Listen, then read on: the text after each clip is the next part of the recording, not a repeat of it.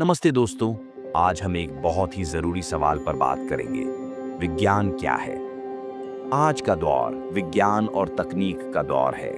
हर दिन नई नई मशीनें और खोजें हो रही हैं, लेकिन क्या इनसे इंसान सच में खुश हुआ है?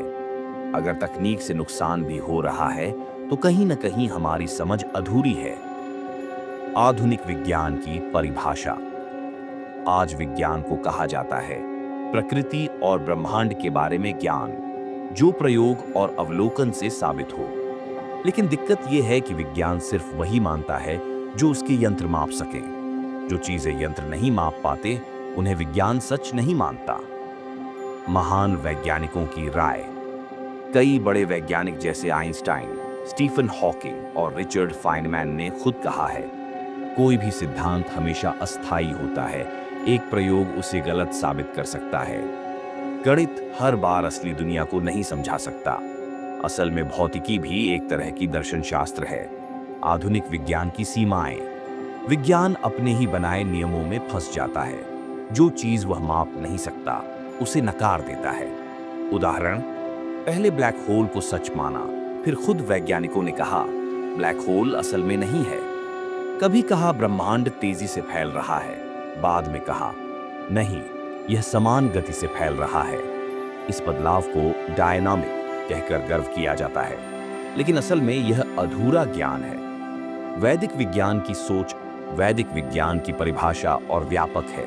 परमात्मा से लेकर सबसे छोटे कण तक का सही ज्ञान और उसे अपने तथा समाज के हित में प्रयोग करना, यही विज्ञान है।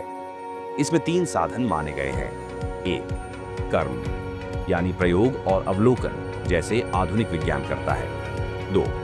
ज्ञान, यानी तर्क, अंतर्ज्ञान और प्रमाण। 3. गहरी साधना, योग, जिससे आर्षी लोग सूक्ष्म से सूक्ष्म चीज को जान लेते थे। भगवान और विज्ञान। कई बड़े वैज्ञानिक भगवान में विश्वास करते थे। आइंस्टाइन, जितना विज्ञान पढ़ता हूं, उतना भगवान पर विश्वास बढ़ता है। न्यूटन, सिर्फ अंगूठे को देखकर भी मैं भगवान को मान सकता हूं। लुई पाश्चर, थोड़ा विज्ञान आपको भगवान से दूर ले जाएगा, लेकिन गहरा विज्ञान आपको वापस भगवान तक ले आएगा।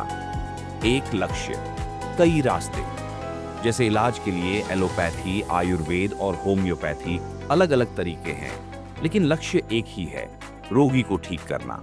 वैसे ही ब्रह्मांड को समझने के लिए आधुनिक विज्ञान और वैदिक विज्ञान दोनों का मकसद एक ही होना चाहिए, सत्य और कल्याण। निष्कर्ष, अगर हम आधुनिक विज्ञान की सीमाओं को समझें और वैदिक ज्ञान के साथ मिलकर काम करें, तो हम ज्यादा सटीक और सुरक्षित तकनीक बना सकते हैं। सिर्फ मशीनों और गणित पर नहीं, बल्कि तर्क, अंतर्ज्ञान और नैतिकता पर भी भरोसा करना जरूरी है। अंतिम संदेश। दोस्तों, विज्ञान सिर्फ मशीन नहीं है, ये सोचने का तरीका है। अगर हम खुले मन से दोनों तरीकों, आधुनिक और वैदिक को अपनाएं, तो मानवता का असली भला हो सकता है। धन्यवाद।